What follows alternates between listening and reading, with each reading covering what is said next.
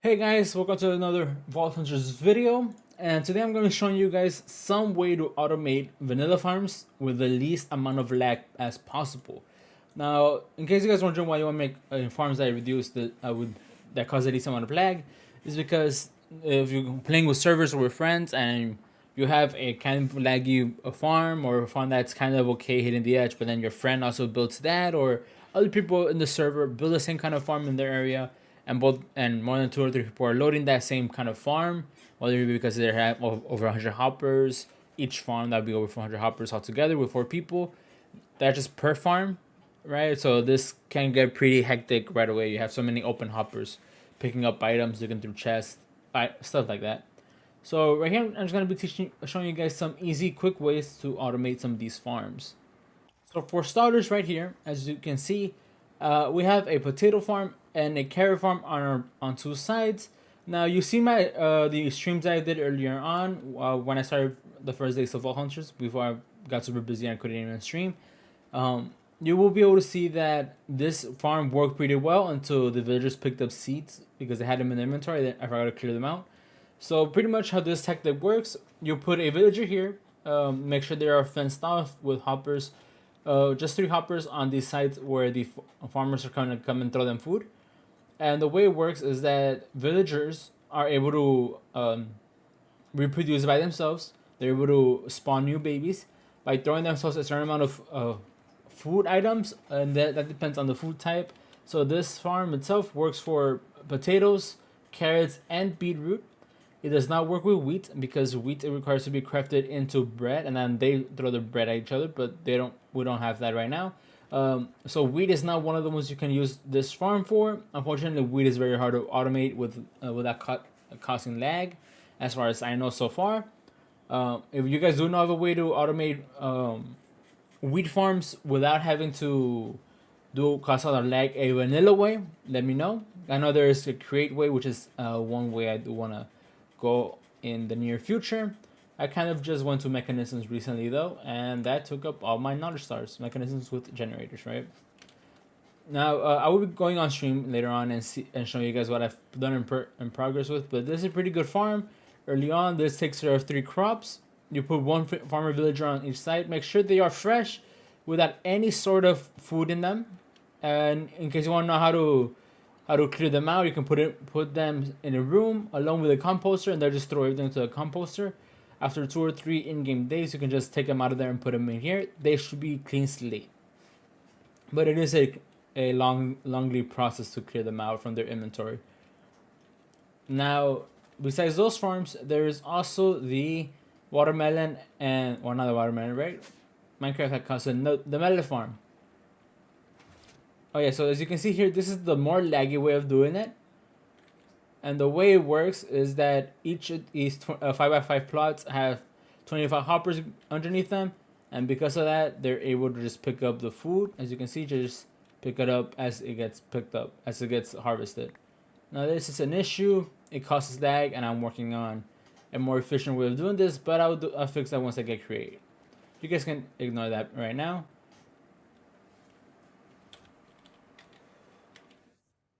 Now right here, I'm gonna go ahead and show you in spectator mode the other farm. As you can see it here, this is a watermelon, a melon and pumpkin farm.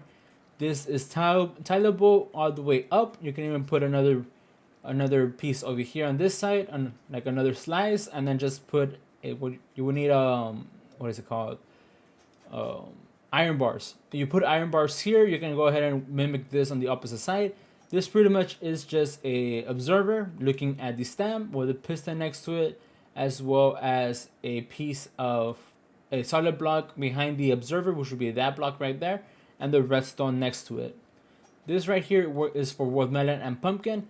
Now the collection system is just flowing water up until you get to one hopper, and that hopper will be the one that collects everything. This can go to your a big inventory chest area. Oh, I didn't know there was a breakage there. Or you have simple storage, you can connect it to an importer, right? And you can make this as big as you want, as tall as you want it vertically. And you don't need to do a lot of hoppers. You don't need to make a rail system that's going to be continuously running back and forth with a hopper minecart on top to pick up items. You don't need to worry about that. It's just one hopper with a lot of water, just water flowing to it. And you can make this, as you can see, many layers above.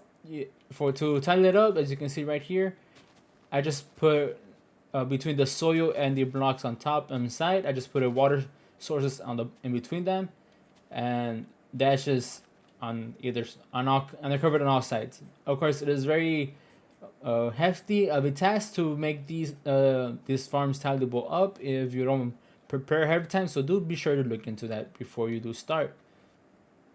The next one I'll show you over here, as I have it on this side, is the cactus farm. This is a very basic one. You're gonna go ahead and just do cactuses, right? You're gonna place it. This could be a solid block. You're gonna see the sand on top and one cactus. The block above the air block on top of the one cactus, you can put any sort of item there. Fence tends to be the most effective, with having less leftover items on them.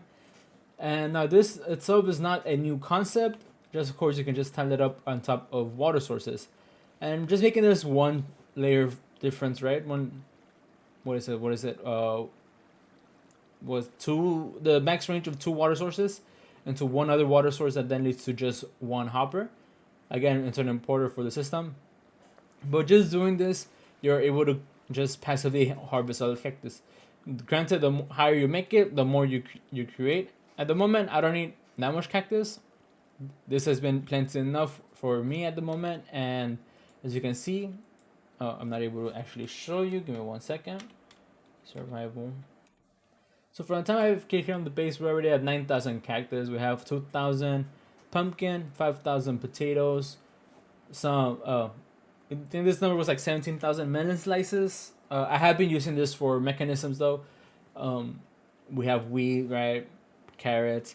Now, as you can see, the sugarcane here. That means there is one more farm I need to show you guys that I wanted to show, which would be down here. Now, this is not a farm based on my own design. This farm is actually designed by Tango Tech. I'll go ahead and put his link down in the description, and I'll go ahead and let you guys know. And he'll explain more on the details of how this farm works. But pretty much how this works is that right here on the bottom, these are actually slabs that are waterlogged. As you can see, these are waterlogged slabs.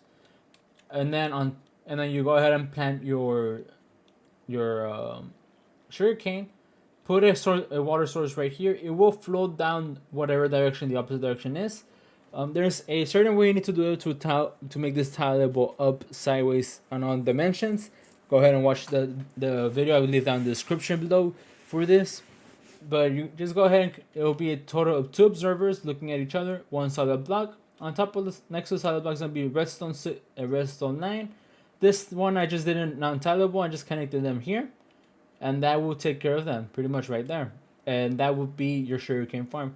Now it is 1 tile stackable. So right here is just, I just put glass on top. And not 1 tile stackable, sorry. It only goes up to 1 block high. So there's no losses. There's no need to break. If it breaks on top and you break 2 lines, none of it is going to be here. So this is a 100% lossless farm. And since it all goes straight into just 1 hopper again, this requires a lot less hoppers than running a whole. It will cost a lot less lag than having a minecart on the bottom running back and forth. You can also do this with bamboo. Bamboo will also work the same way.